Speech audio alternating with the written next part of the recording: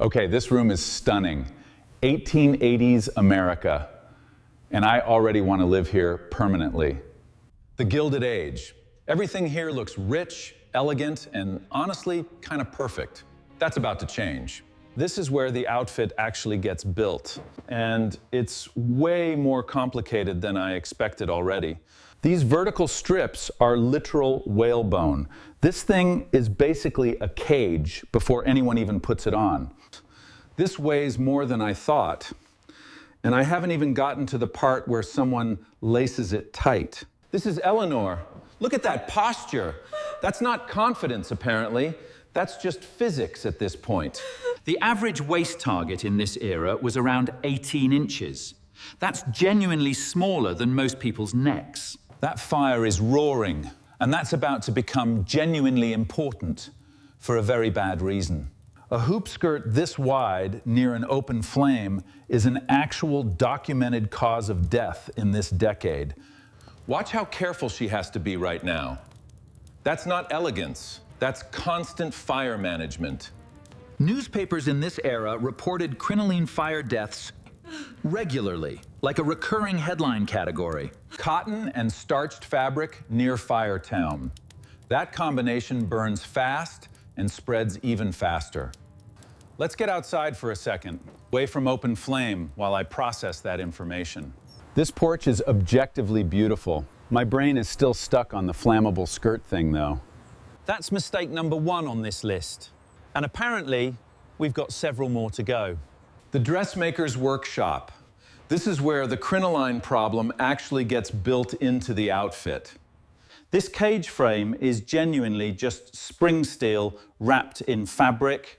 It's basically wearable furniture. Steel hoop cages actually got safer than crinoline layers over time, but the fabric problem stayed exactly the same. That treadle machine is powered entirely by her foot right now. No motor, no electricity anywhere in here. This starched fabric is stiff, like cardboard. That stiffness is exactly what makes it burn so fast. Multiple starched layers plus wide hoops plus open flame everywhere. That's genuinely a daily household risk. This kitchen has an open cast iron stove, and I already know exactly where this is going. Cooking staff wearing wide skirts near this stove all day. This has to be a nightmare, honestly. Kitchen fires from wide skirts were common enough that some households required narrower dresses for staff. This gap here is barely wide enough for a normal person, let alone someone in a hoop skirt. Different environment now. This is stunning, but candles everywhere again, which makes me nervous already. Theaters in this era were notorious for exactly this problem. Crowded rooms, open flame, wide skirts everywhere. Look how close that skirt just came to that wall candle. Nobody even reacted. This was just normal life. A famous case. A dancer's crinoline caught fire from a gas footlight during an actual performance. That's not an isolated incident either. This happened often enough that it has its own historical documentation. Let's get moving somewhere else. This station is incredible, honestly, even with everything I just learned. Boarding a train in a hoop skirt through a narrow door must have been an absolute production. Fire wasn't the only danger, though. That's just problem number 1. Let's talk about actually breathing. This compresses your ribs inward, not flattens your stomach well, actually compresses the rib cage structure itself. Medical records from this era document displaced organs from long-term tight lacing. Actual physical displacement. This is a physician of the era. He's seen the actual medical side of this fashion firsthand. Indeed, the instruments and techniques of the time were quite unique. He's telling me fainting spells from corsets were so common, they had a specific term for it. Reduced lung capacity means less oxygen. Less oxygen means fainting. That's not fragility, that's just physics again. Watch her breathing right now. It's all upper chest. That's the only movement the corset actually allows. Fashionable waist measurements dropped dramatically through this decade. The pressure to achieve that was intense. Some women wore corsets during pregnancy too. Doctors of the time actively warned against exactly that. This many boning strips packed this close together means almost zero flexibility in the torso. Out on the actual street now. Imagine navigating cobblestones like these in a rigid corset and heels. Falls on uneven streets were a real risk. You can't catch yourself easily when you can't bend forward. She's taking tiny, careful steps right now. That's not manners. That's genuinely how the outfit forces you to move. So far, fire risk, mobility restriction. And we haven't even gotten to the colors yet. This next part genuinely surprised me the most out of everything on this entire list. This is the factory floor. This is where a lot of that gorgeous fabric actually gets its color. The noise in here is genuinely intense, and nobody's wearing any hearing protection at all. But the real danger here isn't the machinery. It's a specific color of dye they used constantly. The pharmacy. This is genuinely the last place I expected to connect back to fashion somehow. That specific vivid green in Victorian fabric and wallpaper often came from an actual poison. Sheila's green, copper arsenite.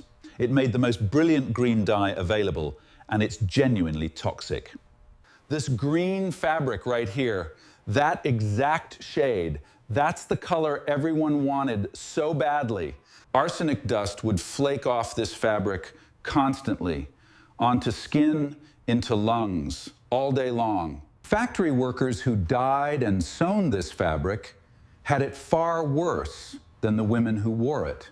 Constant exposure to arsenic dye caused documented skin ulcers among the workers producing this fabric. Some accounts describe workers' hands turning green from prolonged contact with this specific dye. There were public warnings about this dye at the time. Demand for the color stayed high anyway. That's the exact color on her dress right now. She has no idea what's actually in that fabric. Green wasn't the only dangerous color either. Certain purples and reds had their own separate problems too. Mauve dye, made from coal tar derivatives, was newer here, and its long-term effects weren't understood yet. Arsenic wasn't just in clothing dye either. It was sold openly right here for other purposes too. Arsenic-based products were marketed as complexion improvers, sold directly to women right at this counter. So the danger wasn't confined to clothing. It was in the beauty routine itself, sold as an ordinary product. This is genuinely the beauty counter of the era, and most of what's here has arsenic in it. Arsenic complexion wafers, sold to make skin appear paler. This was an advertised beauty routine. Pale skin signaled wealth in this era, since it meant you didn't work outdoors.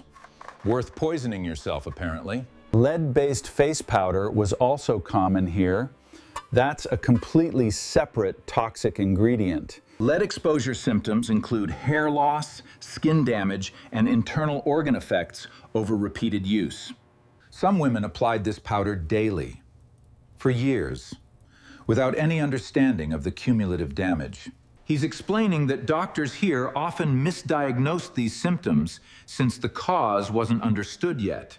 He's saying fatigue and stomach issues from lead exposure were often blamed on nerves instead. So the actual cause gets hidden. Meanwhile, the beauty routine causing it continues completely unquestioned.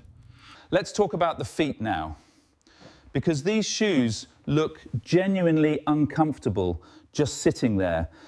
This toe box is extremely narrow.